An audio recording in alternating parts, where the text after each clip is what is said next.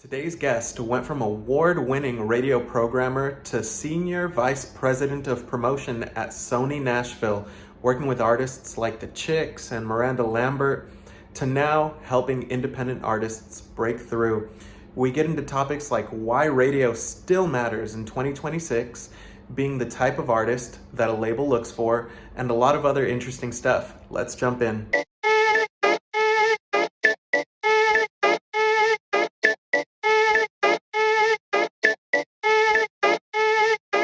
Larry, you are someone who I consider a Thanos of the music industry. You've kind of collected all the infinity stones in every single aspect, from management to distribution to all the rest of it. So I'm excited to talk to you today. I'm excited to talk to you today. I'm honored to be in Mr. Messa's neighborhood.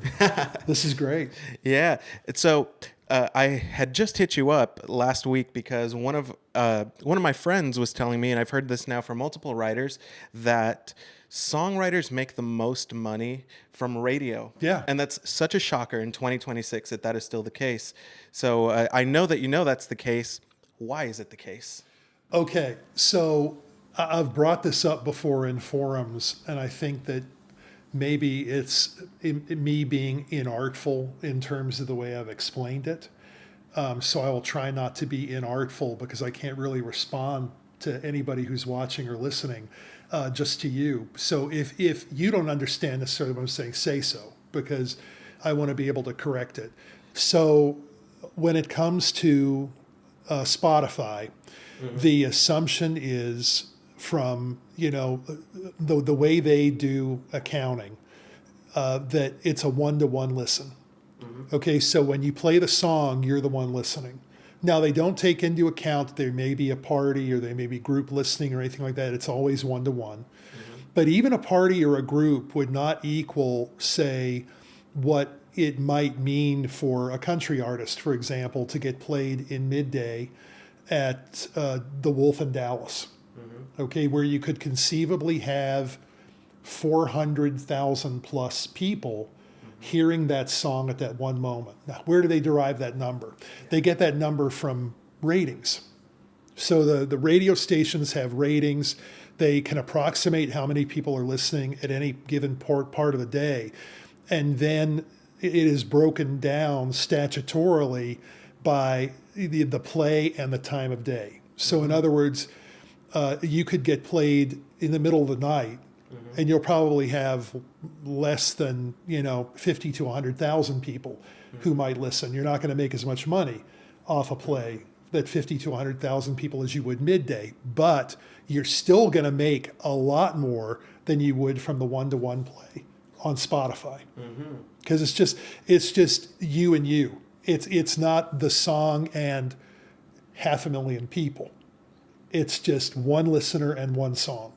So that's the difference. And people get twisted around the axle about it. They kind of expect Spotify to pay at the same rate as radio.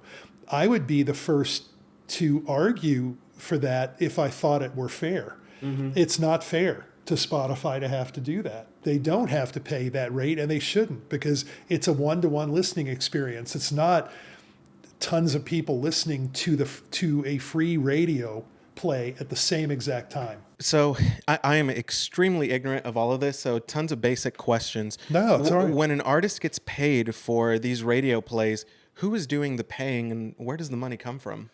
Okay, so the money comes from a pool that is, prior established, that essentially you've got two different types of royalty streams that you get paid on. You have the stream from being a songwriter, then you have the stream from being a performer. So performance, songwriting are the two. And if you write the song and perform, good for you, because you get, especially if you wrote the song yourself, you're going to get 100% of the whole thing. The performance, if you perform by yourself, you'll get 100% of that one. But if you wrote it with 3 other people, statutorily, you'll just get 33% of whatever amount that generated. So this money comes in and is gathered by the different organizations that do collection, ASCAP, BMI, CSAC, et cetera, and is then distributed accordingly. CSAC pays monthly, and the other two pay quarterly. And there's a whole other philosophy we can get into about why and how people are paid and everything else, but that's kind of the basic of it. And so ASCAP goes to the radio stations, or? Well, no, that's an interesting thing in itself. ASCAP doesn't have the ability to monitor what every radio station is doing coast to coast. When I was still in radio, and this has changed since, obviously, when I was still in radio, we used to have to run off a week's worth of corrected music logs from everything that we'd played for the week as a representative week of what we'd done and send that into them. But that's just 1 week out of the 52 weeks that we were broadcasting. So their methods are not terribly accurate. I know they've tried to address it with electronics since, and I know that if they were really smart, they would completely align with like a media base or someone who does do very accurate measurement of radio stations. Are you familiar with how that works? Not at all. Okay, so this is really trippy. To take a step all the way back, the way plays are detected at radio utilizes the same technology that was developed for submarines and sonar. That sounds so cool. Okay, so basically what it's doing is detecting a song pattern, and it recognizes that song from a pattern. Now, where is the pattern derived? You send the song into Mediabase. They encode something from the beginning of the song, the middle of the song, and the end of the song. They don't tell you what or where. Okay, but when the song gets played, it can pick that distinct pattern out and say that is this song by this act. All right, that gets sent to a central hub that is then looked over by human beings. Okay, because a lot of times you'll get a non-detect or something got played and it didn't know what it was, so they have to physically go back and hear it, and more often than not, it ends up being like a special mix of the song that radio station decided to do itself, or it's a live version of the song from a previous station visit or something that was never encoded. So they want to make sure that it gets proper crediting, and that's the way the charts are created from those plays. At the end of each week. It's a huge operation. It sounds like there's so much room for failure. There is. Oh, and I'll also tell you the weirdest part of it. I didn't get into the actual detection thing. There are dedicated basically scanners attached to hard drives in a hotel room in a lot of these cities. So they rent out a hotel room. They have this up in the closet of the hotel room. It gathers the data from everything it can hear on that bandwidth in that area. All right. And then it sends that information to headquarters and it gets turned into actionable chart data. This reminds me of what I've heard a lot of comedians do and different acts is they will have somebody, an assistant, standing at the door along with, at a venue and counting how many people come in just to make sure that the numbers are accurate. There's kind of independent verification. So they stand there with a clicker. Yeah, with a clicker. Yeah. Yeah, so it's a little bit trust but verify. And I think what's really funny is that the initial company that did this was a company called Broadcast Data Services, or BDS. And BDS was the company that supplied all of its information to Billboard, primarily. And BDS decided, after several regime changes and purchases, to get out of the business of monitoring entirely. Mediabase started as an answer to BDS in kind of a who watches the Watchmen way.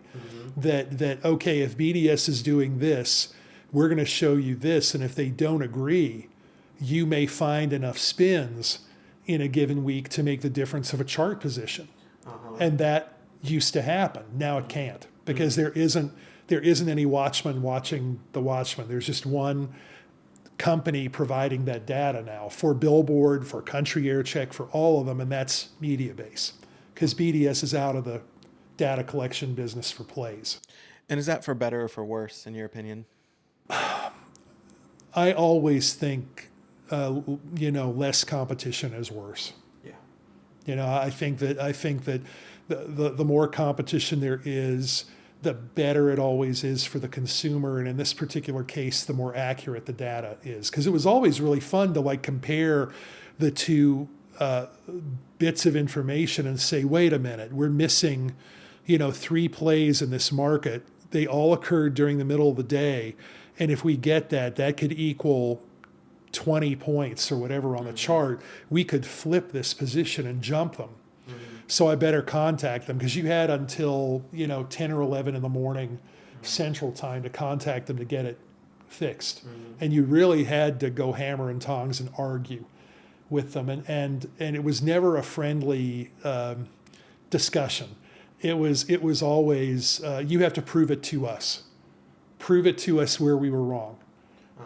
Okay, because they would never really accept that they were wrong. So you had to show them where they were wrong and get it fixed. And yeah, but it made all the difference sometimes. I mean, number 1 records were, number 2s going into the day, and, they found enough spins to flip themselves to 1.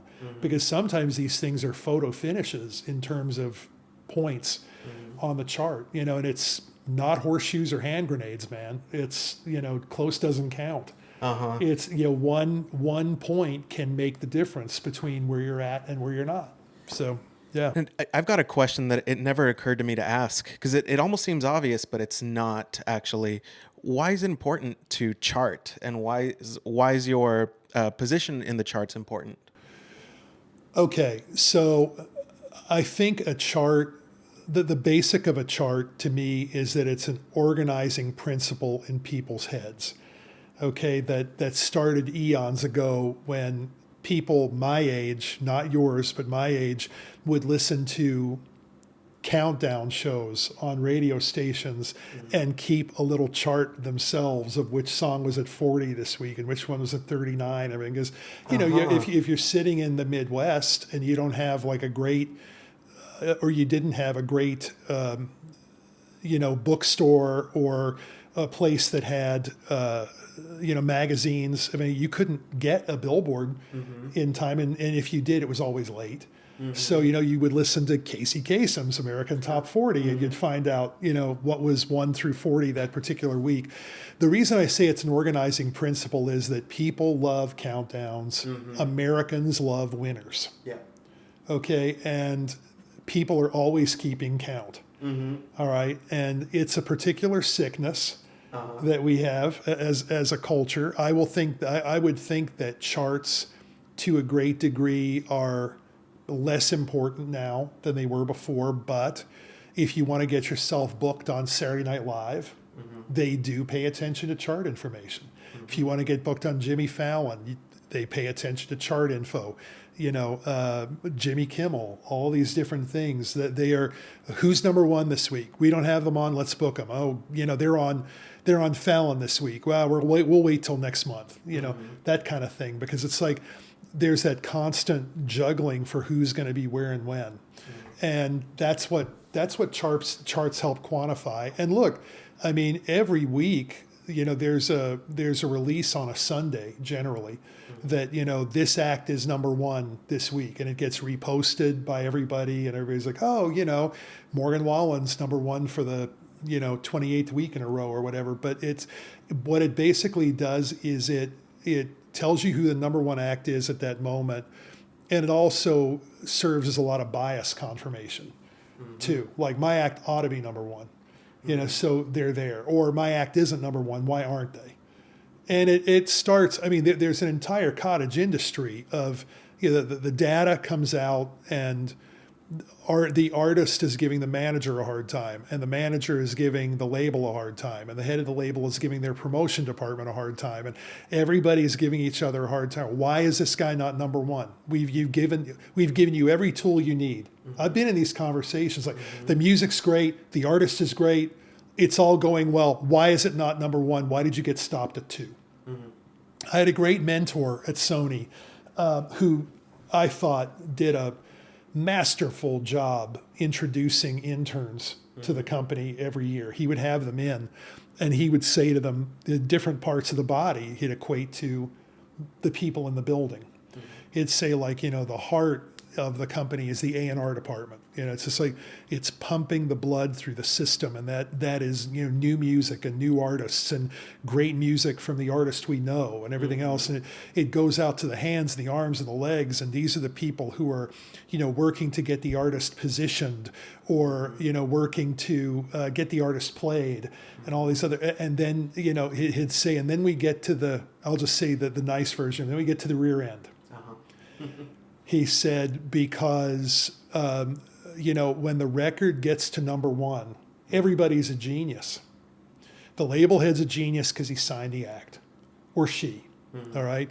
The head of A&R is a genius because he or she helped talk the act into that particular song to cut. Or it was a song that they'd written, and they said, maybe we don't put out that one, let's put out this one, because that sounds like your hit, and it becomes a big hit, and they look like geniuses. And all the way down the line, everybody's getting a piece. But if the song stops at 2 instead of 1, the promotion team are the who stopped it at 2. Oh, no. That was his operating theory, and he was right. Because, promotion people by nature hate the numbers 2, 6, 11, 16, okay, because, 2 means you didn't get a number 1. You got a top 5. 6 means you didn't get a top 5. You got a top 10. 11 means you didn't get a top 10. You got a top 15, and so on. Yeah. So a lot of it is not just an organizing principle charts, but it's bragging rights too. And that's a big deal in a music town and a music community. It's big in every part of show business. It's like, I know a lot of people have considered, for example, and I know this is not music, but they've considered Ryan Gosling to be a big star for about 20 years. But Ryan Gosling did not prove he could open a movie himself until this past weekend. I saw that movie, by the way. Yeah, fantastic movie, right? But nobody believed in him as a guy who could solo put butts in seats. Because La La Land wasn't just him, it was him and Emma Stone. Barbie wasn't just him, it was him and Margot Robbie. This one's all him. And he has a massive hit movie. So now he is considered a guy that puts butts in seats. But 20 years, it took him to get there. And there was that lack of belief in Hollywood. He wasn't on anybody's top 10 list to, get in a movie. Now he is. That's a long haul for him. Yeah. And just fascinating. Larry, forgive my ignorance. This is basically going to be a bunch of questions about that, but there aren't dumb questions, man. Go ahead and ask. Well, I think I could find the exception to that rule, but no, I think you're doing just great. Well, by the way, it's an honor to be here with you on your show. Are you kidding me? This is fun. I'm honored. There was a meeting that you and I were at one time, and then someone who is a big deal on the management front comes up to you and says, you have introduced me to every single person I know in town, and you're the reason why I have a career. And I go, wow, what a high honor. And that's what everyone says who knows you. So again, thank you for being here. My next question about everything you broke down is, why does there need to be a promotion department in a label? Because back in the day, weren't the radio stations kind of the curators looking for music in their own way to find what to play? Or was that never a thing? Well, yes and no. Once there were enough radio stations, then there were charts. And everybody then became chart watchers. Okay, so that's been, again, a part of the process going on time immemorial. I think that the idea of promotion started to happen when you had, and this is obviously way back in the day, but when you had Loretta Lynn and Mooney Lynn get in a car and drive all over the U.S., and everywhere they saw a tower, they'd stop, she'd go in, please play my song, they'd play the song. And she convinced enough people to play the song that it became a hit record. And out of that, I mean, there always were promo guys, but then it became way more hands-on, especially in the case of country. So promotion serves a couple of purposes. One is that they're constantly in touch with the radio stations that they've been assigned to in their particular part of the country. Not the whole country, but they're part of it. Okay, and they are fully responsible for that part of the world. So there's that. The other thing is that they take artists out on what are called radio tours. And they go visit radio stations with the artists. And look, the whole idea, you're not out there for your health. The whole idea is to get the song played. But there's also another principle beyond that that not everybody thinks about, and I wish they would. When they go out, they're really going out to make friends for life. All right, they're not going out just to get that one song played. All right, they're going out there to get people to really like them and buy into them. Slots now at radio stations are a premium. Very hard to get airplay, and a lot of the guys at radio now look at artists as closely as if they were, someone doing arbitrage looking at stocks. They're just evaluating them like a stock. They're like, okay, they have this one song. Well, what are the other songs to come? And where are they from? And what's their background? And what's their history? And is this really an act that is going to fly, or is it not going to put my time into? They're just going to crash and burn. So that all of that is going into the process too. And promotion people really have a tough gig, because radio stations, despite what they may say, radio stations really don't want to play new music, and that's not their fault. Okay, the way the system is set up, they're there to sell advertising. They're not really there to sell new artists. So how do you get advertising? You get listeners. How do you get the listeners? You keep playing great music, makes them want to stay instead of leave and go listen to another radio station. So the goal is to always just to keep people to stay listening to you all the time. And how do you do that? You play hits. If you play a bunch of unfamiliar new music all the time, you're not going to win in a market. I don't care what radio station it is. I don't care how accepting of new music that town or city or whatever it may be, they want to hear hits too. Wow. Okay, so it's like the more you repeat the hits, the better chance you have of having a hit radio station that sells a lot of ads. Means everybody there stays in business, means everybody keeps their jobs. So the promotion job is a hard one, because you're trying to convince radio stations to do something they really don't want to do. They really don't want new music. And you're trying to have them buy into new music, and not just new music, it's new music from an artist they may not even know yet. You're walking them in the door, and this is such and so. They're like, oh my God, another one, because you're one of the probably dozen artists or dozen promotion people who've been through that week, either to bring in a new artist or to bring in music from other artists, or both. So it's like, it's a constant, thing. And you have to, that's where the curation aspect comes in. Now, a lot of radio stations don't have local control. There are some radio stations that are controlled out of a central office. And if they deviate from what they're told to do, they lose their job. So that's, another thing that they have to wrestle with. If I had a descriptor for this year's country radio seminar, and I don't know if you've kept up with, looking at trades or anything like that after this event, there have been nice pictures of people at country radio seminar. And by the way, for people who don't know what this is, I guess I should say what it is. This is an event where radio stations, heads of radio companies, radio consultants, satellite music networks, now DSPs, all come in, and labels are there too, and they bring their artists and staff and everything else, and they're all meeting that week, and they have big events where they play and do shows for these attendees, everything else to try to get them to buy into new artists. And they also have some heritage artists on the bill too, much like you'd program a radio station, right? You would not have a radio station with an hour of all new artists, you'd have to drop some heritage things in there too to keep people listening. So they do the same thing at these shows. They bring in some of their big guns along with some of these baby acts.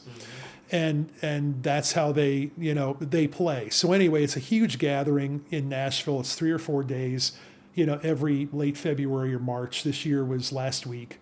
The one thing I can say from being in the hallways, hanging out a bit, is that the vibe was kind of downtrodden. Oh. The vibe was bummed out. That was the vibe. I think there's a lot of reasons for that. I think that there are fewer people who can come to CRS because as jobs are rolled back at radio, they call them reduction in force, RIFs, RIF.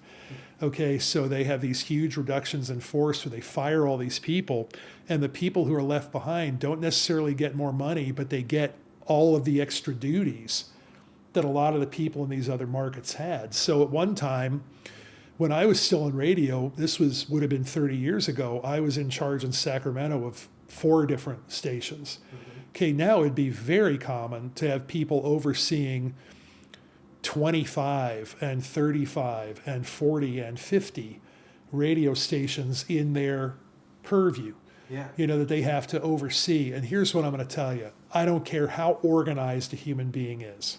There's no way they are physically, properly programming 50 radio stations just themselves. And that's not a shot at them. It's just physically impossible. Because what you end up doing then is making everything sound like your thing. It doesn't sound like that market anymore. And where radio loses its locality is where it gets shot in the head. A perfect example, when we had our big flood 15 years ago or whatever, you turned on the radio and they had talent that had been, brought in via wide area network or whatever that had pre-taped these shows, and they're going on about how beautiful the weather is. Oh, in Nashville, and Nashville was flooded. It was a disaster here. I mean, it was really like, they called it a 100-year flood. That's what it was. It was an awful event. Same thing with the ice storm that we just had. You turn on the radio, it's either people talking about, how we're getting through the weather just fine, or they're radio stations that were smart enough to contact a local television station and say, hey, can we use your audio? Because we do not have a news department in-house anymore. We have no way to handle this. Can we use your audio? And that to me is such a bummer. I think that, radio has really given up its position of being, in a lot of cases, truly local, which is what made them great, and being able to address things like this when it comes up. I mean, if you can't address a catastrophic ice storm, like in my neighborhood, for example, we had no power for 11 days. Okay, and it was thankfully we had a full house generator.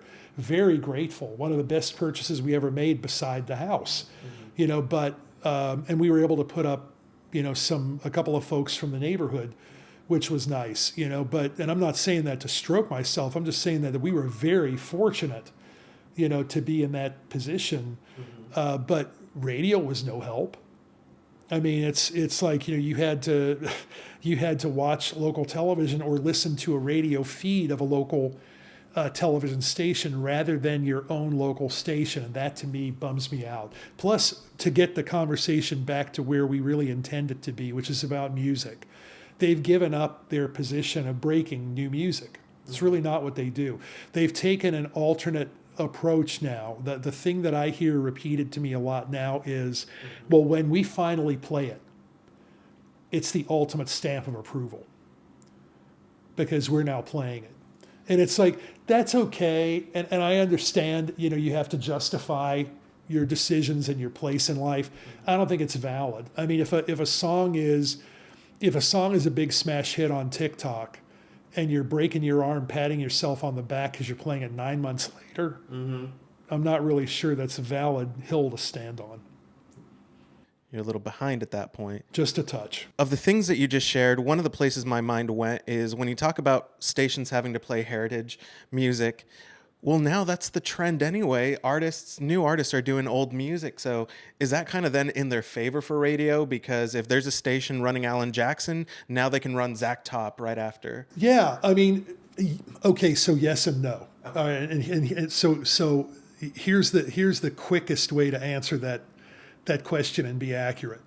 I think that a lot of times, I don't know that it gets as misunderstood now as it used to, because radio and records, radio in the music industry, let's call it, because records are obviously, but the whole dialogue between has been difficult because they often speak past each other. And when I'll give you an example, when a radio station says they want something really new and unusual to play, an A&R person may hear that and say, oh, they want Pin Monkey, or they want the Lost Trailers, or they want a variety of different things that you can come up with as names. That's not what they're saying. You have to understand radio speak. What they're actually saying is, we want something that sounds like things that we know but different. All right, that's really what they're saying. We want things that are reminiscent of things that we already like, but express it in a different way, in a fresh way. But we want it to still sound like it's in that ballpark. They don't want anything that's, too far off center, because it just isn't going to happen. Now there are acts that are having success around radio, and they're doing that digitally. Some people are having success around radio and digital. And I'll give you a perfect example. The number 3 album in the world, or in the US anyway, this week, is that new Sturgill Simpson album. The only place it is available is physical vinyl. You cannot hear it on streamers, and you don't hear it on the radio. So the only place it can be gotten is by buying it. This is number 3 this week. This is a big deal. I mean, it's interesting. We, as an industry, the music industry is now selling as many albums as were last sold in 1983. That's how far back you have to go to equal the amount of. Now, the amount of money is the same, which means that if you account for inflation, it's still a small part of the overall picture. But it's a growing part, and I think part of the reason for that is that people enjoy a streaming experience, but I will always say that they love live. They love to see artists play live, and they also, if they love the artist enough, they love having something physical and tangible to demonstrate their fandom. Even if it isn't to other people, they have it at home, and they're like, oh, I love that artist. I'm really glad I got that album or whatever. There are people who collect vinyl that don't even have record players, man. They just collect them because they think they're, objects of beauty or whatever. That's fine. I wish they'd listen, but, Yeah. So if someone is a carbon copy then of an old artist, that's not going to be good for radio. Well, okay. So that's an interesting question. I know that nobody at Universal would say it, but when you listen to Easton Corbin, who was a Universal artist, you would think he was the second coming of George Strait. Okay, but ultimately things didn't work out there and he ended up leaving. And I think that may be because there is still a George Strait, even though he's still not having huge radio hits. When he goes out and plays, every show is sold out. So as long as there is one out there already doing it, there isn't a need for another one. I mean, you run into this, and I run into this too. I mean, I have artists contact me. Well, okay, that's another bugaboo. We got to get back to that word artist. So let me put a pin in that for a second. But we'll have individuals come in to see us who want to do something in this business. And in a lot of cases, if they're a young man, they sound a lot like Morgan Wallen. And in a lot of cases, if they're a young woman, they sound a lot like Taylor Swift or now Lainey Wilson. And the problem with that is there already is those. So there isn't a need for a different flavor of Morgan Wallen or a different flavor of Taylor Swift or Lainey Wilson, those lanes are taken. So I actually urge people like that. They're usually like pretty young, like sometimes 15 and 16 years old. And I don't want to bust their bubble because anybody is 3 minutes away from being something, but what I do say to them is, why don't you take a step back from Nashville for a bit and figure out your sound, figure out who you are, and come back with something that is your own sound, not somebody else's. Because we can't do anything with somebody who's imitating somebody else. We can do something with someone who has their own voice that is absolutely their own. And I love those little moments of discovery when you do get to find someone, or someone is presented to you, or you meet them or whatever, and you get a chance to listen to them, and you're like, boy, that's not a knockoff of anybody. They sound like them, like they're fully formed. Those are the people you can do things with. It's the people who are like, I'll do anything to, that's not what you're looking for. You're actually looking for people who know as much what they're not as what they are. Mm-hmm. Last week, Daniel Ross was on, and he's, got these massive hits, Lies, Lies, Lies by Morgan Wallen being probably the biggest. Yeah, huge. And he made that same comment that you just made, because I asked him, how do you write music for other artists? Or when you write music, are you thinking about a specific person? And one of the things he said is that he will not write with someone who does not know who they are. So that's a recurring theme.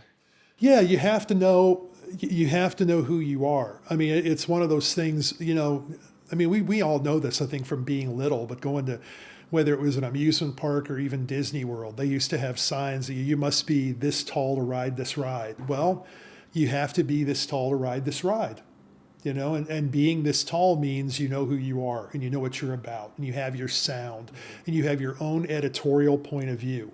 Everybody's concerned with being cool. If people really want to be cool, they need to watch what they do, how they do it, how they present themselves and everything else, because they are their own editor of what is cool. Mm-hmm. They can choose to be cool or not cool. Mm-hmm.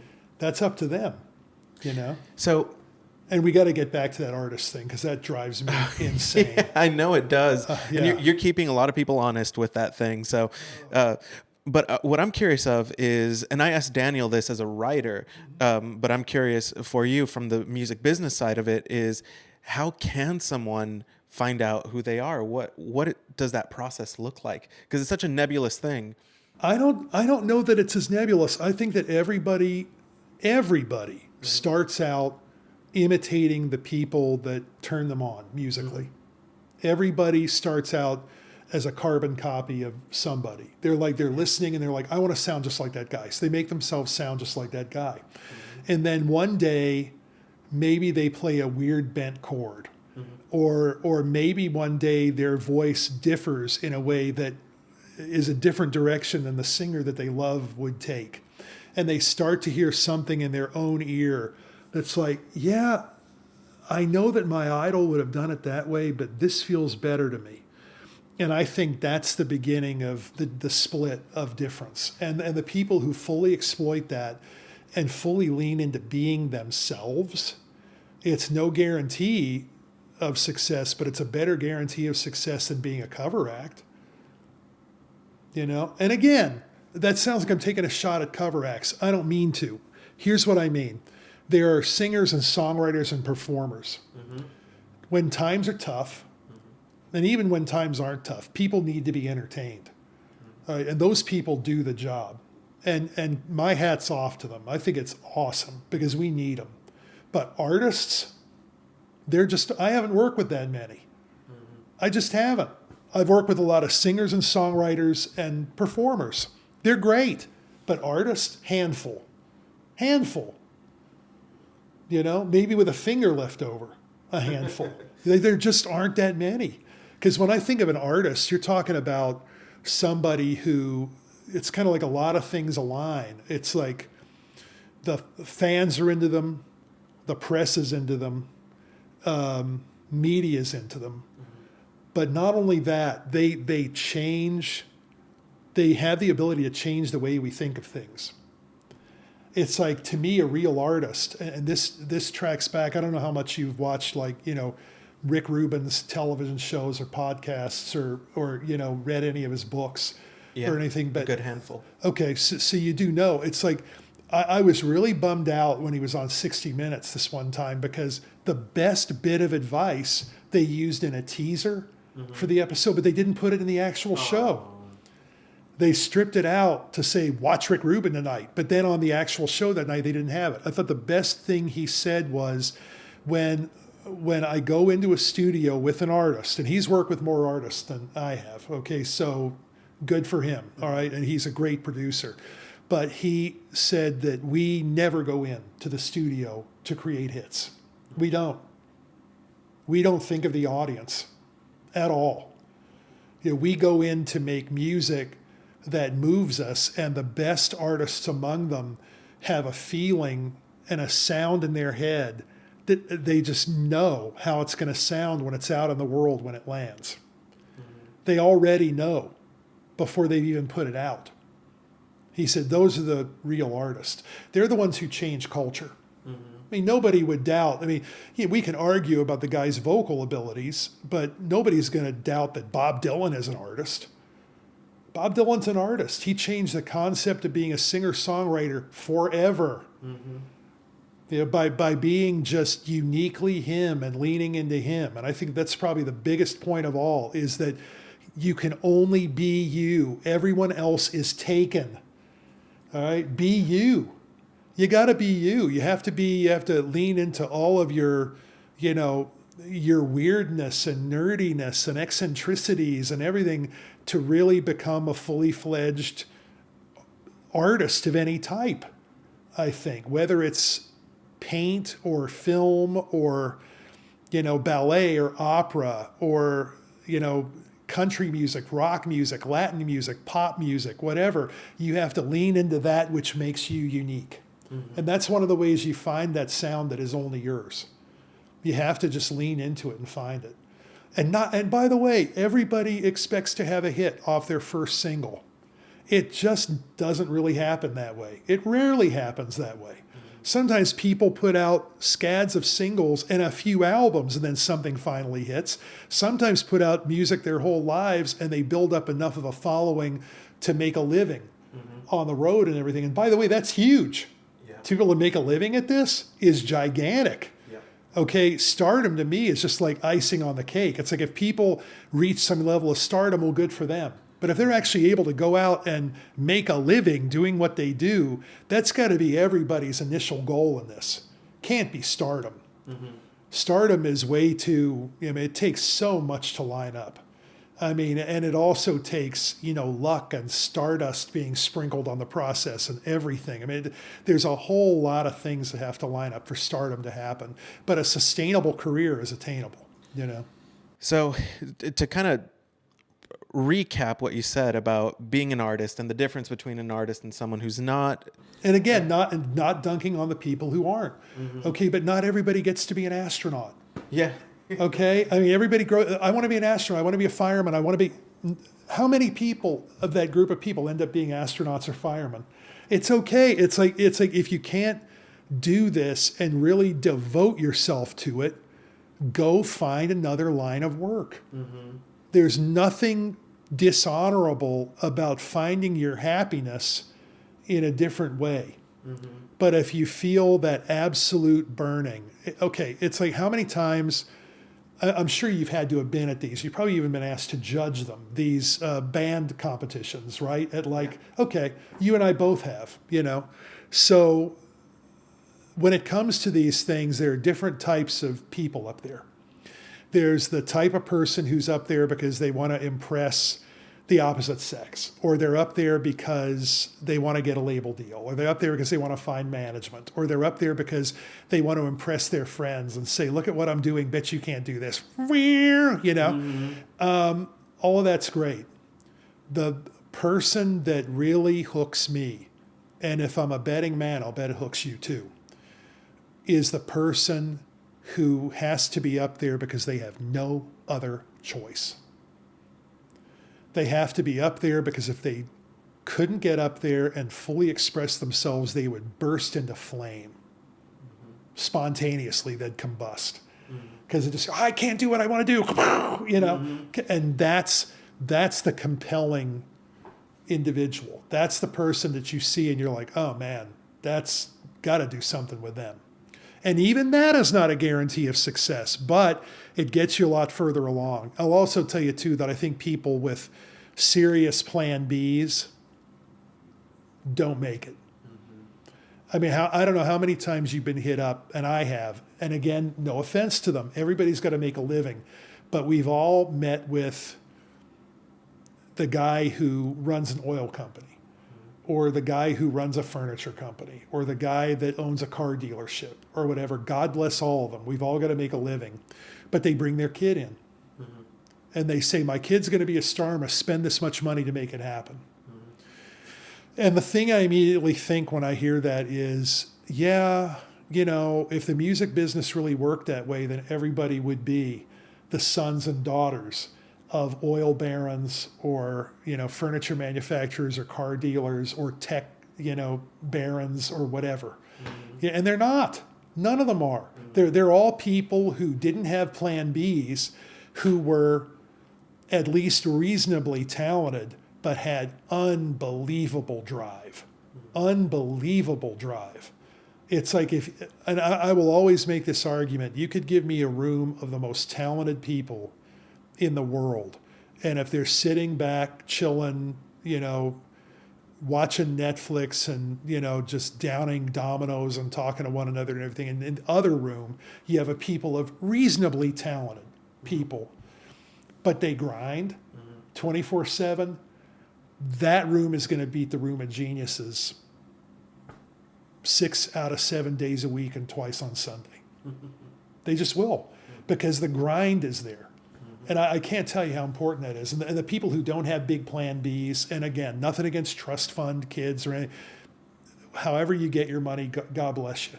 But that's not a good start for an artist, because you always know you have that fallback.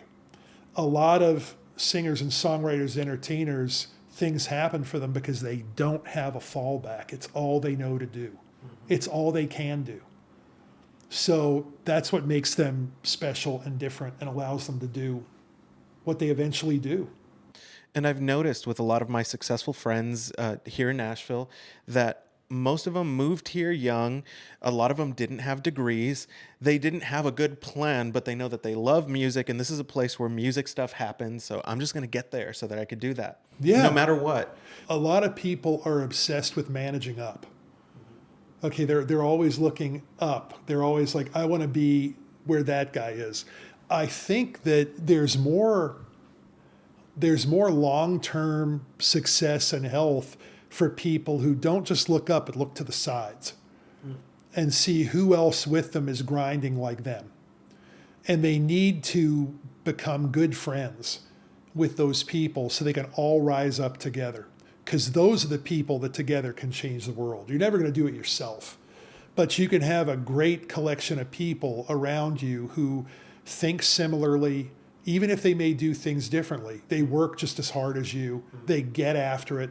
They're going to know some people you don't know. You're going to know some people they don't know. You put it all together, and pretty soon you know a lot of people.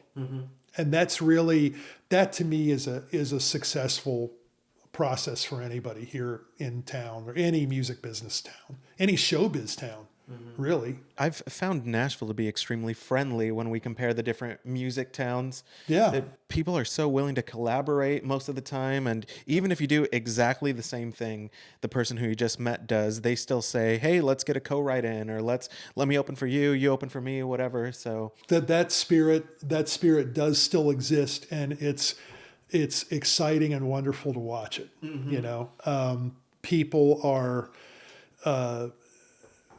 people I think on the whole are good, and they want to do good things. And if you let them into your life and give them the opportunity to, you know, help you, sometimes there's not a more powerful thing in the world than asking someone for a favor. Powerful people love doing favors for people because they love having people owe them. They do. sure. So it's like, so ask them for something and then you owe them and you pay them back. That's great. And it's not a bad thing to owe someone something, right? Would you say? No. I mean, I don't know that I necessarily want to owe people money, but Sure. I totally believe in the favor economy. I know that, like, with the people that I choose to work with and send people to work with, or people who refer people to me, I'd like to think that we all have a certain level of competence that we have in common. And if, we somehow fail at some point to be competent going forward, people stop referring people to us because we're no longer doing what we ought to do. And we owe ourselves a self-reassessment, to give ourselves a swift kick in the rear end to get back on target.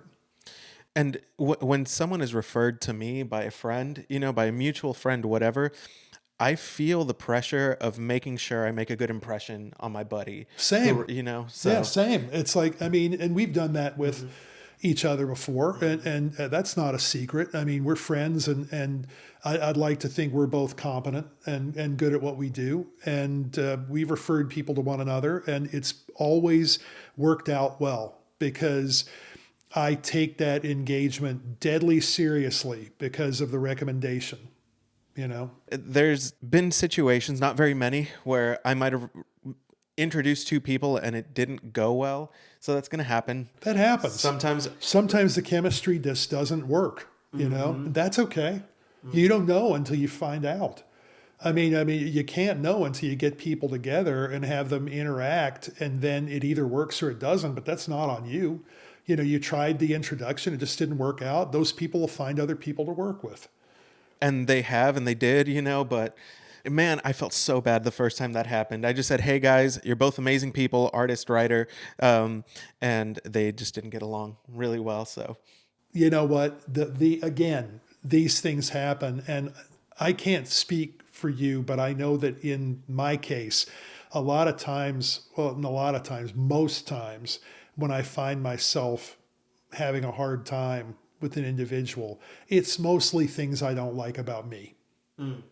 I'm seeing it reflected back, in their behavior. And I'm like, oh, I can't stand that about myself. And you really have to break it down and look at it from that point of view. And when you do, you're able to look at it a little more clear-eyed with some empathy. Sure. I don't think there's enough of it in our business sometimes, just being empathetic to people's situation and listening to them and letting them have their say and seeing where they're at and trying to meet them where they are instead of trying to have them meet you wherever you think you're at. Early on, there was a lesson that I was taught by a producer in town, a veteran producer. So I was working with his daughter, and I go, your dad is extremely successful. He's done this record, he's doing a bunch of things, and so I want to keep it private just out of respect. Well, yeah, of course. But we don't name names. It's yeah. And Brett Manning has a good joke about that when someone drops a name or whatever, because there's name droppers. He'll go, oh, here's that name, you dropped it. That's funny. I like it. Yeah, it's a nice way of saying stop doing that. Yeah. Be a human being around. Yes. Yeah. So anyway, what she said about her dad is, and it was like my second month here working here, my dad has gotten where he is because he over-delivers and doesn't burn any bridges. And I said, okay, the burning the bridges thing, I didn't know how that would come into play. Comes into play because you're dealing with humans who you might not like, and you want to tell them, go take a long walk off a short bridge, but you don't do that. No, I mean, you keep yourself from saying that because you may very well end up working with them again. And you want to leave the opportunity open because, like we were talking about just a little bit ago, if you measure songs in 3-minute increments, man, everybody's 3 minutes away from a hit. Mm-hmm. Okay, so a guy that you may have dismissed may walk in with a monster, and you have to put your preconceptions and feelings in your back pocket because you're like, this is a monster and somebody's going to end up having the opportunity to do something with this. So why not me? Mm-hmm. It's kind of a wise thing. I don't think I've burned I probably burned a few, but I can tell you it wasn't ever intentional. It wasn't ever out of malice or anything like that. It's just, things happen. I mean, it's like especially like in promotion, if you end up, you're like, I was at Sony for all those years. If I got a number one in a particular week, the guy across the street who got stuck at 2 was pissed. And the week that I got stuck at 2 and he got 1, I was pissed at him. So some people carry that on in their lives. I just let all that stuff go over time. I mean, it's like, that kind of rage. I think someone once said that, it's like carrying poison in a chalice, and all it ultimately does is poison the chalice. Chances are that person has no idea you're even thinking about them at all. It's like when you walk into a room, oh, is my hair okay? Is this okay? Is that okay? You know what? Everybody else in that room is thinking the same thing. About themselves. Yeah. Yeah. They're all worried about the same thing. So it's like, you don't have to worry about it. They're all already worrying about it themselves too. So everybody let their hair down and be a little human. Yeah. And I think back to the point you made about just being yourself and those types of artists.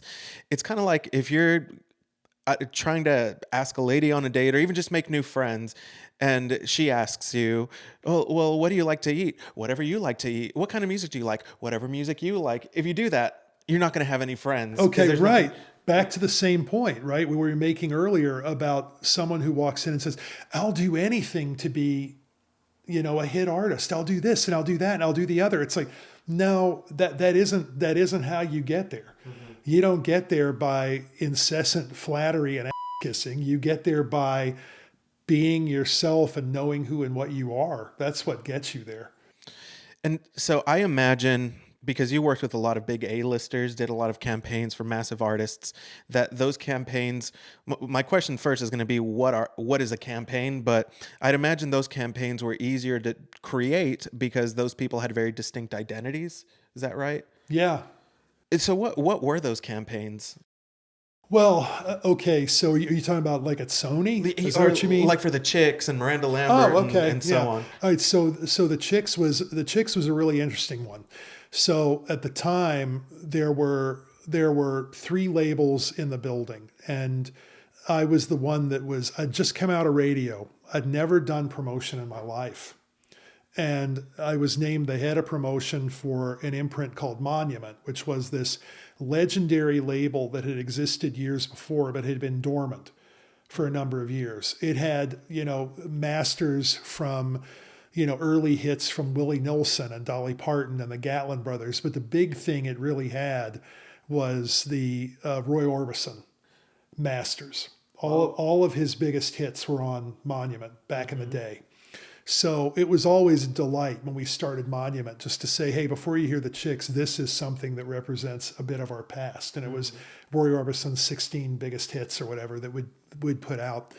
The Chicks thing was interesting because at the time there was competition, open competition and warfare between the 3 labels, which you kind of needed because that's what drives market share. It isn't everybody agreeing on who's going to do what week. It's everybody fighting it out. So, we were all fighting for our spaces. There was an act, a female duo on Epic Records. And the guy who worked at Epic at the time, great promo guy, had managed to talk the company out of $1 million budget to help promote this duo. We got $330,000 to promote the Chicks. Okay, so we went into the process, and the first thing we did was funny. We were looking for showcases were really big then. And I don't mean showcases here in town, I mean regional ones. So like where we ended up doing one was in Asheville, North Carolina, the first one. And you brought in people from all over the Southeast to that one. Then we did another one in Albuquerque, brought a bunch of people in from the Southwest. So we did things like that around the country to help break the girls. And we also took them to different radio stations across the country too. And I was the first guy to take them out. We were in a white, minivan, And it was just the three of us, or the four of us, me and the three girls, and they're in the back, calling 1-800 Taco Bell and calling, because this was we didn't even have GPS. We were just using maps going from place to place. So you were road tripping with them. Yeah. Late 90s, so we went in, and our very first visit ever was the radio station in Providence. And we went in, and the music director was also the guy who did Nights. This guy named John Cadillac Seville. Okay, how's that for a radio name? Yeah. So Caddy, as we called him, had the ladies in. They played live. They did their thing. And it was the first visit we'd ever done. And they completely knocked everybody on their ass. I mean, from the first visit, it was impressive even to me. I mean, I knew they were good.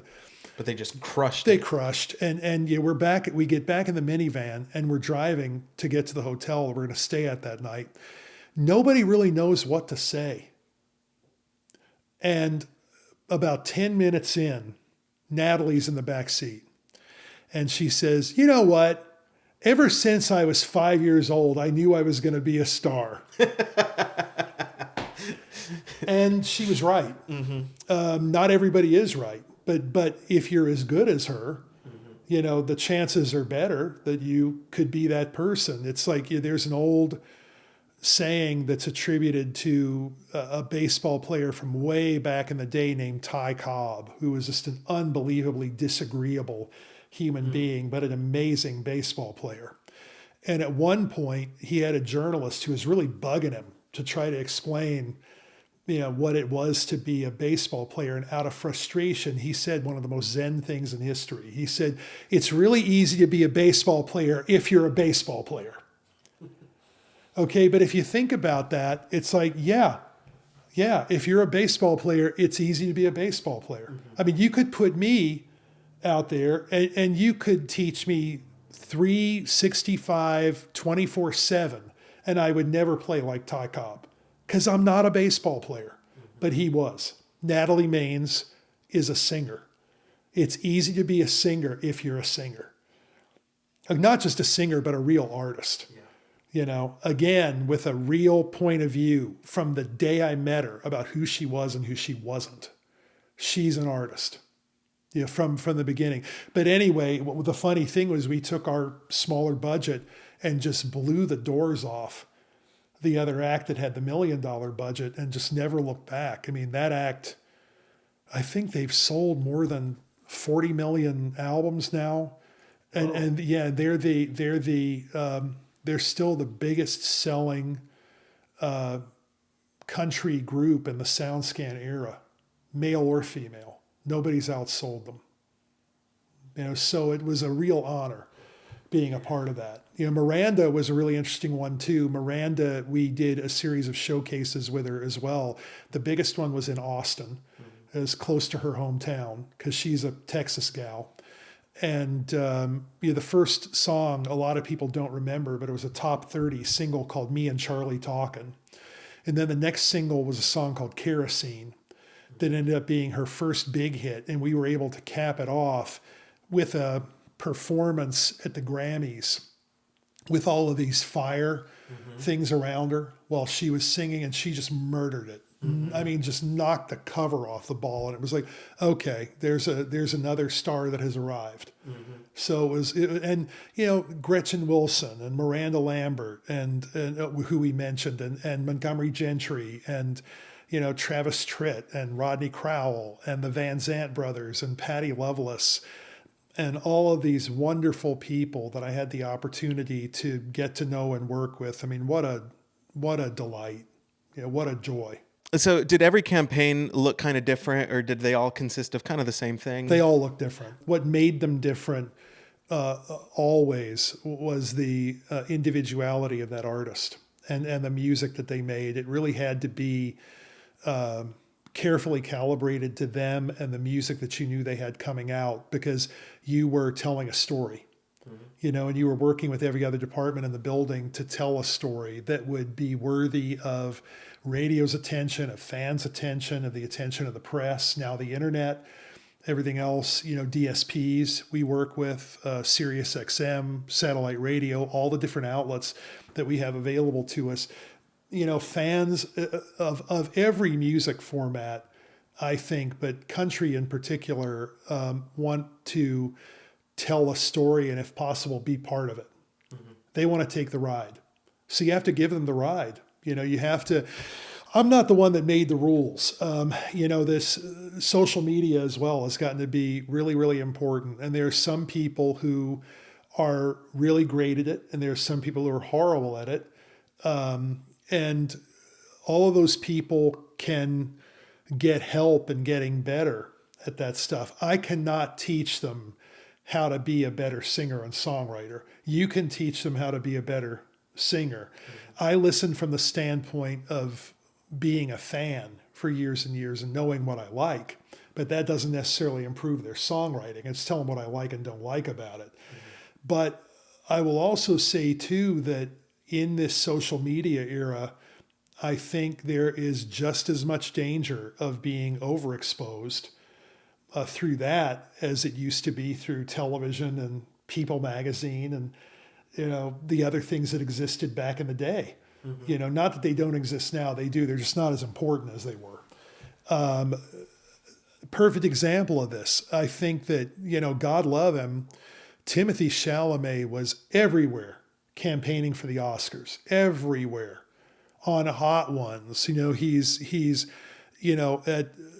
doing pop-ups for Marty Supreme and the clothes and everything he was out selling. It's like nothing wrong with that and that wanting to be out there. But I think that Oscar voters looked at it as being too thirsty by half. And then you had a guy like Michael B. Jordan who campaigned some, but not that much. And he played twins. And he really completely had to carry that film on his back.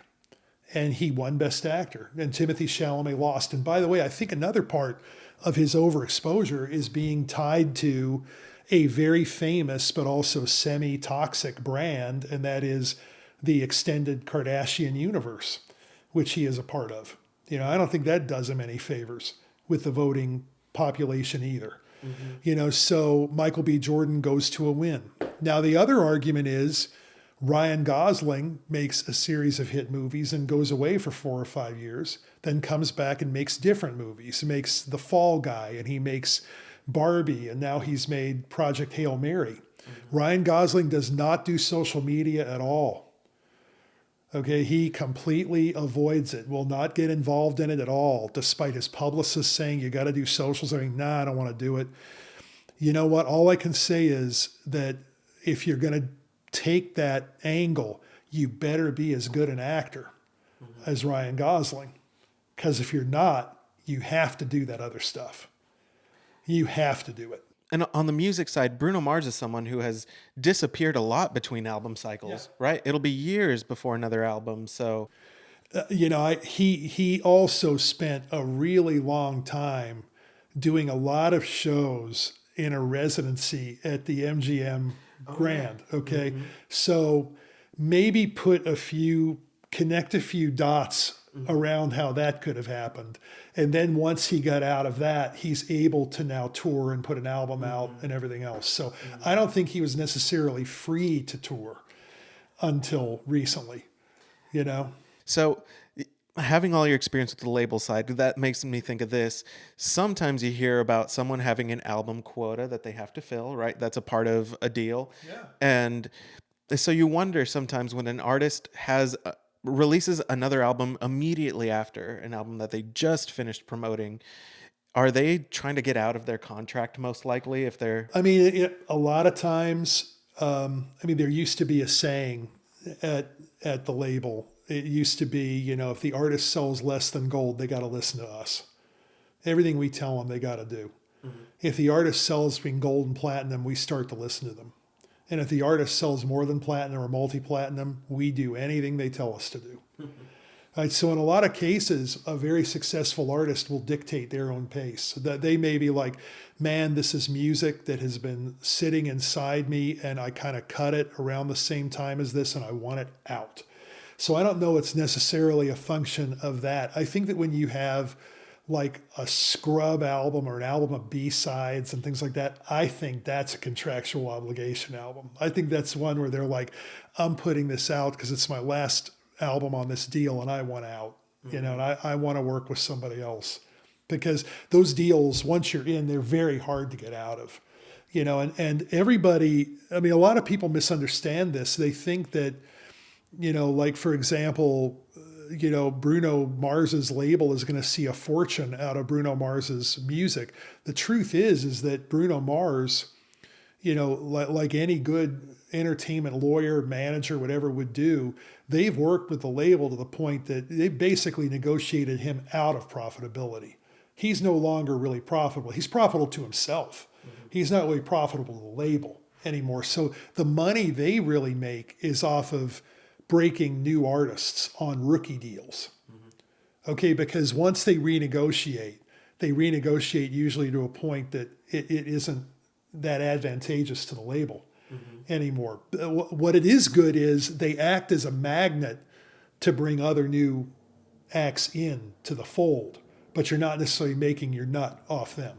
Now, I will say that with DSPs and the way people are using them, catalog music is bigger than ever.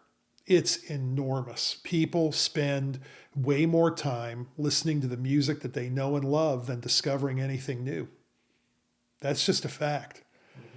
So that's the era we live in. If people wonder why these catalogs are selling for these multiples of millions that they are, that'd be one of the, well, there are a couple of reasons. One is that you've got a whole group of older artists who are doing legacy housekeeping. What I mean by that is that they're basically setting up their estate for after they're gone. They don't want their relatives to fight over the money and everything. So selling it and having the money there is a clean way of doing it. It's like the money's already there. We're going to split it up between the family when I'm gone. All right, wish me well, But there are also people who want to take those things and exploit them to the fullest in areas that maybe the previous rights holders didn't think of.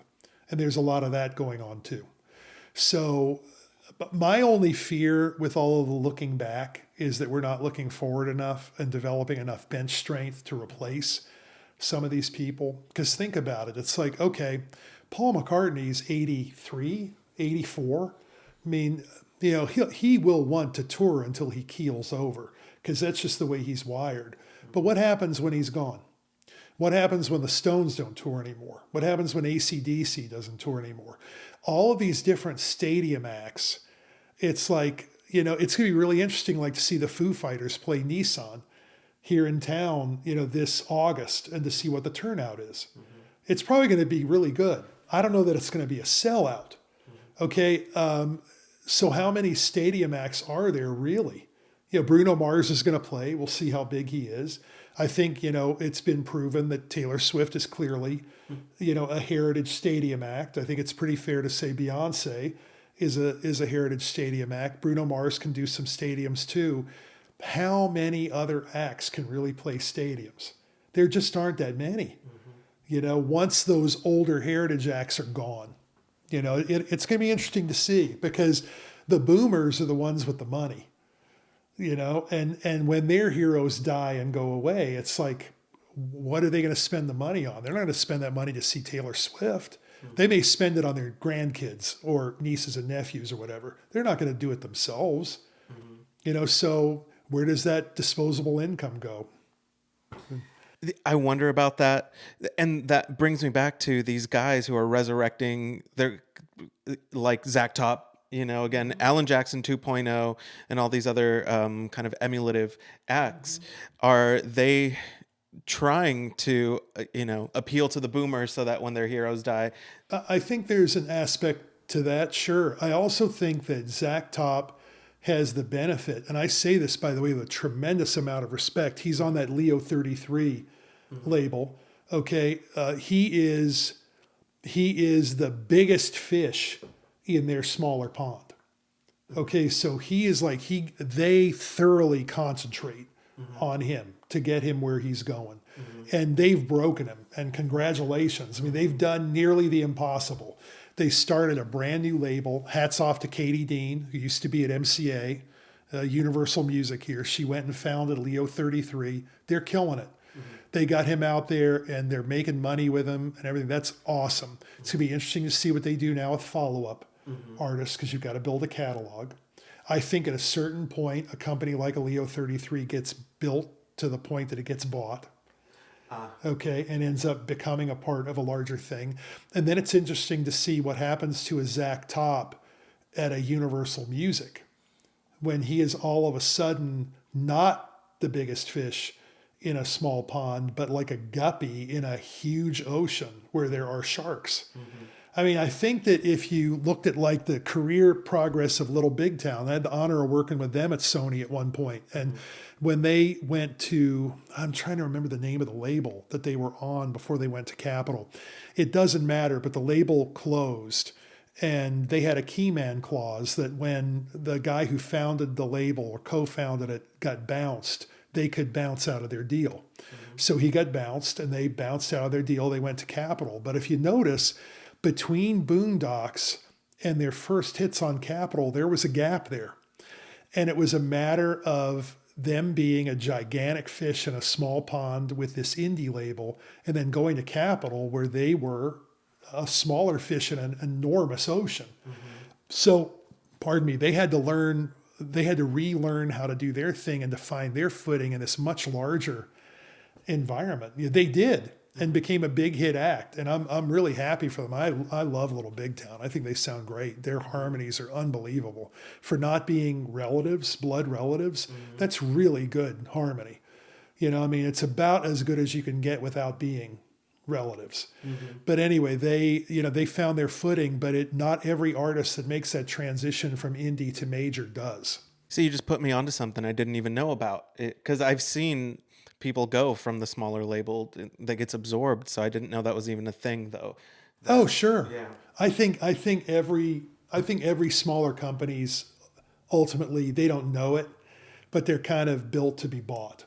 You know, it's just going to happen. I mean, it's like you would not think that Primary Wave and Cobalt are small companies, but Primary Wave has chosen to swallow Cobalt, and now that is going to be a $7 billion entity. Wow. So, you know, Cobalt's big, just not as big as Primary Wave. So they got the offer they couldn't refuse.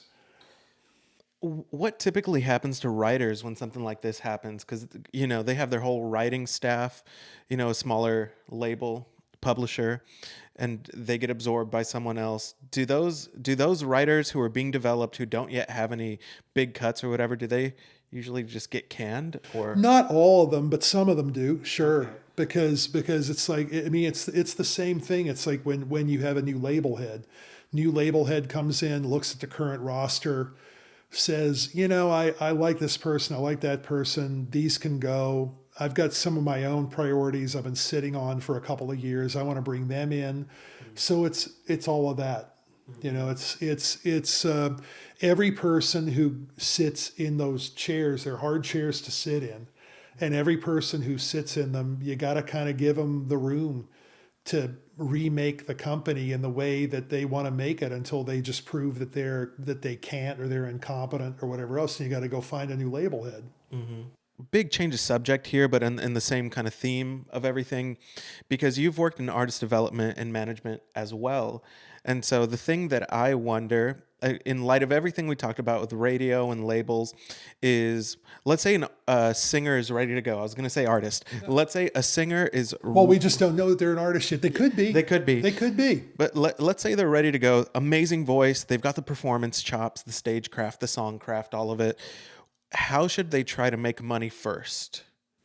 Oh, well, okay. The first thing that any singer, songwriter, performer ought to do is own their own backyard first. They ought to own all the venues in their area and play them ruthlessly all the time. Okay, then they ought to expand that in concentric circles. Okay, that's job number one. They need to prove they can put butts in seats. They want to prove that they can sell merch. They want to make themselves worthy of eventual sponsorships for tours. And hopefully down the road, be able to have music that can be used for sync in movies and TV, because these really are, I mean, let's just be honest. I mean, these are the areas where artists can still reliably make money. I mean, I don't know that you can count on the music itself anymore as a money-making thing, especially like we talked about with a Spotify and every other DSP effectively paying you for one-to-one listening, and there's a reason why, labels, not many publishers yet, but labels and, some DSPs, not all, but some, are welcoming AI music because it's content and they don't have to spend a dime for it. They don't have to pay anybody. I mean, because copywriting AI music is really difficult. It's difficult to get a copyright on it because even if you wrote some of the words, you didn't necessarily write any of the music. So who owns it then? Suno? 11 Labs? Who owns that now? I think that that's going to be a debate that's going to rage on. And I don't necessarily think that copyright's going to be as worth as much as it once was, especially because I see what's going on right now. All you have to do is look at, regardless of political stance, take a cold, hard look at what the US government is currently proposing in terms of AI guardrails and protections. There's a lot in there about family and children and things like that, and there should be, okay? But there isn't nearly as much about copyright and what it's worth.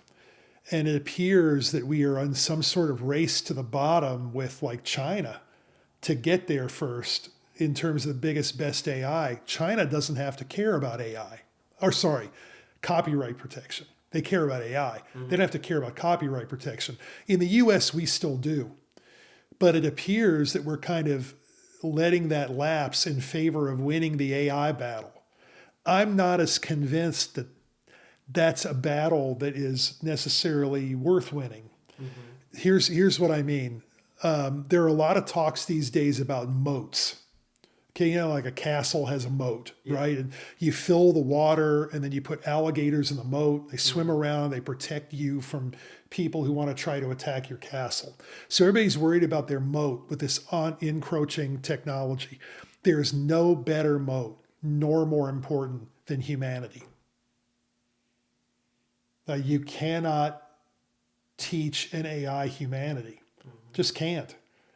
And not only that, AI, we all use it. I use it, you use it, everybody uses it. But it's like, if you notice this, if you put in a prompt, even if you're really ruthless, you usually get an answer that is like from the dead middle of all the answers you can get. Just like if you ask it for a particular piece of art, it gives you a piece of art that looks like the middle of the art that you could ask for, or a piece of music. It sounds like the middle of every piece of music ever put out. There's a reason for that. It's you're getting the peak of the bell curve of everything that it's learned. Okay, and the peak of the bell curve is the dead middle. And that means that there's a bunch of stuff in front of it that's superior, but there's a bunch of stuff behind it it's learned that's just junk. And if you're getting the dead middle, that's not where success is. Success isn't the middle. Success has never been the middle. The middle of the road, gets you squashed.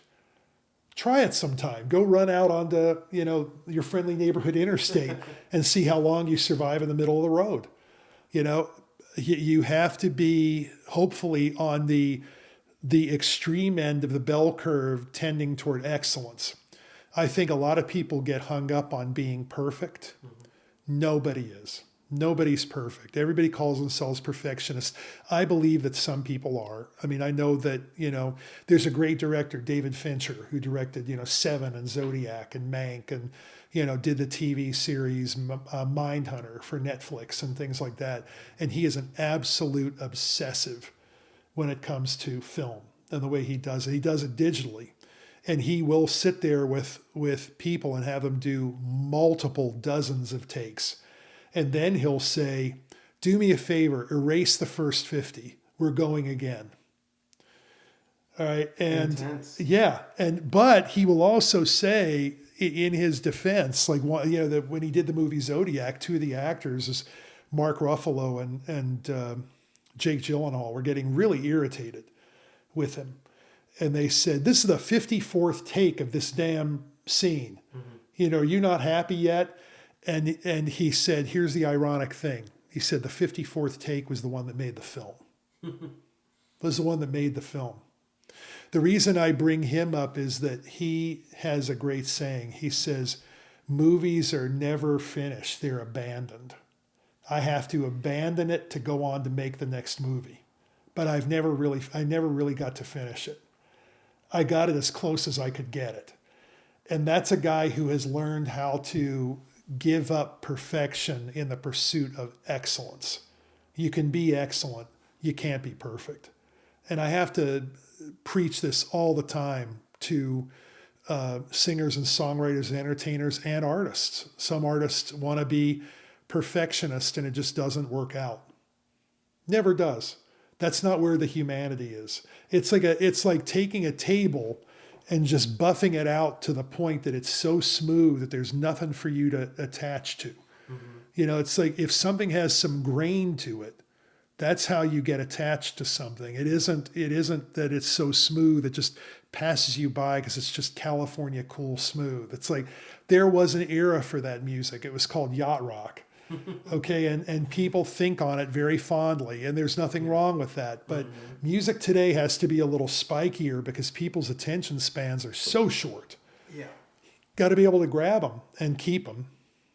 That's a Rick Rubin philosophy too, right? He says that your music, people should know if they love it or hate it right away. It should elicit that response. You bet. And by the way, being loved or hated, if we went through, we could name all the different people through time by one name. We can say Taylor, we can say Trump, we can say Madonna, we could say Whitney, any Garth, any of these different names that come up, Roseanne, they're all going to conjure a reaction in you, good or bad. And I'm here to tell you right now, to be a huge star and to retain huge stardom, the best thing for you is to have half the people love you and half the people hate you. Because that drives sales. That drives stardom. Because people have an opinion and they got to let you know it. This is my opinion of this person. Doesn't matter really, but to them it does. And they're that invested in it that they got to give you an opinion about a person they've never met. About a person who would not cross the street to piss on them if they were on fire. Okay, they don't care. Okay, but they drive a reaction in an audience and in us. And those people are gigantic stars for a reason. So would you say in terms of earnings then, someone like Roseanne, who's still in the game as a comedian, and she is driving that polarizing wedge just deeper and deeper? Smart. Okay. That was Smart. my question. Yeah. She's going to make more money doing that, right? Yeah, absolutely she will. Because it's the old, I don't know if you ever saw this film. I mean, it's probably a film mostly radio nerds have seen, and I'm definitely an old radio nerd. But it was a biopic of Howard Stern called Private Parts. It was based on his first book. And there's a really funny moment when the program director of his station goes to the research department. And he says, I've got to ask. He said, Stern's numbers are huge. How is this happening? And the guy says, well, he said, for the people who love Howard, they listen an hour and a half a day because they want to hear what he's going to say next. And the program director says, that's great, but what about the people that hate him? And he said, the people that hate him listen 2.5 hours a day. The reason they want to see what he's going to say next. Mm-hmm. Same reason. So half the people loved him and half the people hated him, and he was gigantic. And there are lessons in that for us, and he, by the way, got to where he got by taking his inside voice and putting it out into the world. It was no longer an inside voice. He was not trying to be just a disc jockey talking up records anymore. He was really trying to be a guy. He talked about everything, talked about how tough his marriage was, talked about, at one point they lost a child. He talked about that. Everything in his life became fodder for that show. And everybody else on the show became fodder as well, their lives, because he had little spies out everywhere who would call him. And Howard would start the show and say, I heard you were at such and so last night. How'd you know? I just heard. It doesn't matter how I heard. What happened there? Because they behaved badly. Or something would turn into 2 hours about how badly that staff member behaved. You could not stop listening. That's so insightful. I'm going to chew on this later, but I'm just thinking about what I first thought of Howard Stern. Yeah. Because he was presented to me as the creepy pervert. Well, he was that too. I mean, but he'd admit that. He'd call himself, a red-blooded American male, but yeah, he perved on women and everything when they came in. I mean, he was definitely that. Now, in his old age, he's in his 70s now, he's reinvented himself as a really good interviewer. Yeah. And he doesn't do that stuff anymore. But back then, he absolutely did it. The next stage in what I thought about him was Howard Stern is the reason why I have some of my favorite acoustic performances from these A-list artists. Right. So yeah, because he doesn't mind them playing something new, but they always have to play one of their hits for him. Because he's like, I love this new song that you played. Please play it for me. Okay, now, like he had Billy Corgan on one time from Smashing Pumpkins. And he said, there's a song that you have on your latest Pumpkin album. It's called Violet Rays. It's my favorite song on the album. Could you play it? Billy Corgan played it acoustically. And then he said, okay, I've got to ask you to play my favorite Pumpkin song of all time. And he said, it's Tonight, Tonight. Can you play it for me? And Billy Corgan says, God, man, I hate playing this song this early in the morning and just me and a guitar. But you know what? You asked, you were kind enough to let me play Violet Rays. I will absolutely play it. And it sounded terrific. So that's the way to do it. It's like you work with these people in a collaborative way. And more often than not, they collaborate, I think it's kind of cool that someone would create a little cognitive dissonance in you too. It's like, oh, I love him and I hate him. So. Yeah. Well, that's. Cognitive dissonance is a huge part of fueling stardom. It's that confusing thing of I love him but I hate him, but I love him but I hate him, and I'm going to turn this up. Because even though at the moment I may hate them, I love the way this song sounds. And by the way, loving and hating is not, there's nothing neutral about those positions, because it's sort of like in a marriage, right? I mean, it's like if you get in fights with your spouse, you're still emotionally engaged enough to fight. So I've always thought the opposite of love isn't necessarily hate, it's indifference. Indifference kills, but not love and hate. Love and hate are great qualities for artists in any pursuit. Like one of my all-time favorite directors is David Lynch. You can't find an artist either visually or musically or in terms of movies, television, that was loved and loathed his work in equal measure. But no doubt that he was an artist. Follow your art, man. Follow your art wherever it takes you. But that is so deep. Well, before I let you get out of here, there's just one more quick segment I want to get into, but let me restart that thing. Okay, sure. I'm scared. Dallin, who he got this dream recording session, and he ended up being the pooper scooper for that session, like the artist's dog kind of thing. So the question is, you shared the Chick story. That to me is a highlight. You were there at the ground floor. You got to travel with them, even though it was in this van. I'm sure that was such a blast. What is one of the craziest low lights or craziest low moments in your career musically? Okay. So people are very kind because over time they don't tend to remember your misses. They just remember your hits. And I think what people forget is that even though Babe Ruth for years and years was the all-time home run king, he was also the all-time strikeout king. Okay, so he took a lot of at-bats and he got struck out a lot, but when he connected, he connected. I'm not comparing myself to Babe Ruth. I'm just saying that I get remembered for hits more than misses. There was a significant miss that came in after the Chicks. It was a male artist who I brought in to meet with the staff because I thought it was very important for the staff to get in ground floor with this guy because we were all in town anyway for meetings. It's like, okay, this is a great opportunity for us to get together and to meet. This ended up setting the tenor for the entire relationship going forward. He brought his wife with him and they were both sitting in there talking. And I thought it was going great. And afterward, they came into my office and sat down. She shut my door and began screaming at me. Oh. Because she said that, he already has his record deal. You made him feel as if he was in there auditioning again for something he's already got. And I said, look, number one, that wasn't the intent. The intent was to get to meet the staff that you need to win over in order for them to go out and kill it for you.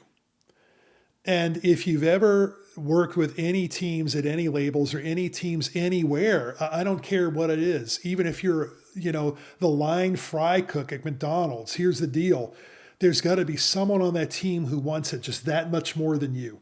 Because when they do, it makes everybody work that much harder. And in this circumstance, it's the artist. The artist has to want it just a millimeter more. And if they do, everybody on the team will kill themselves to try to make it happen for that person. But that whole attitude from the beginning permeated the rest of the relationship going forward and just really messed it up. It was just a bad day all around, and it was a real shame because I thought the guy was a tremendous talent and a good dude. I'm not even blaming it on his wife, although I would say that it probably isn't the best move to bring your spouse to a meeting like that because it doesn't kind of set the right tenor. It would be like, okay, I understand if a 15-year-old young woman comes to town, does a meeting with me and brings a parent. That's logical. That makes sense. She's 15. If she's 35 and she brings along her mom and dad or dad, that's a really weird vibe. That's like this person isn't adult enough to make their own decisions. They can't, they need an extra ear because they can't count on themselves to decide. And it's like, that brings up another problem because you don't necessarily want to deal with dadagers or momagers. That's a really tough thing to get into. You also don't want wifeagers. It's like, do me a solid, be a great sounding board and be the guy's wife. But please let us handle the career. We know what we're doing. We've done it before. We're going to do it again. We'd like to do it for you. But not if the circumstance is so effed up from the start. That experience was a sort of low light or something. Yeah. So let's finish with a highlight. Well, I mean, a current highlight is that I've had the good fortune of having a lot of success in country music, and that's been tremendous. But recently I got to work with a rock band out of Santa Rosa Beach, Florida. Well, half of them are in Santa Rosa, half of them are in Dallas. They had a deal with an indie label before that was just okay. And they had their first ever indie single release coming up, true indie, just themselves. And we set up a plan that was terrific that involved contesting, playlisting, meta advertising in the right doses, everything was just perfectly laid out. And so far, they have 263,000 plays on this song. It's the biggest one they've ever had. And I'm so proud of them that I got to be even a small part of that success. So that is a recent highlight that I'm super proud of being involved in. They're just good guys. And, one of them, the reason I'm not bringing them up by name is that one of them has recently had a really tough health scare and situation that they're working their way through still. And, I think about him and pray about him every day and send my love and best to all those guys because I want to see them continue to do well. Well, I think that's very inspiring on multiple accounts, but one thing being that he's having this health issue and yet has achieved this amazing feat independently. I'm so proud of them. I mean, Yeah. they're great guys, and the music just rocks. And it's like it's been a blast to be a part of a different type of music than the one I've been kind of involved in for so many years. So it's nice to know that as proof of concept, the ideas I've got and the things that we work on together don't have to apply to just one type of music. It can apply to multiple, types, and that's fun. So I know you stay busy with this kind of work, but you occasionally do have availability for others. So if someone wanted to get in touch with you about a consultation or help with campaigns or whatever, how can they do so? Super easy. Larry at 9northmail.com. That's NINENORTHMAIL.com. You can even WhatsApp me if you want at 615-332-5511 anytime. Beautiful. Thank you so much for doing this, I Larry. really enjoyed this, my friend. I learned Thank you for taking the time with me. I enjoyed getting to know you better too. Yeah, likewise. Well, let's do it again because I'm still ignorant about a whole lot of things that I need to learn about. You know what? So. You're really not. I mean, you actually asked a lot of great questions, and I hope that I illuminated more than obfuscated. How's that? You certainly did. You illuminated things that I needed to know about, and now I know some more things that I don't know. Right on. So thank you. We'll join the club. Yeah. I know less every day, but that's okay. It keeps me learning. I learn sir. something new every day too, so it's good. Yes, sir. Thank you, brother. See you guys. Take care, y'all.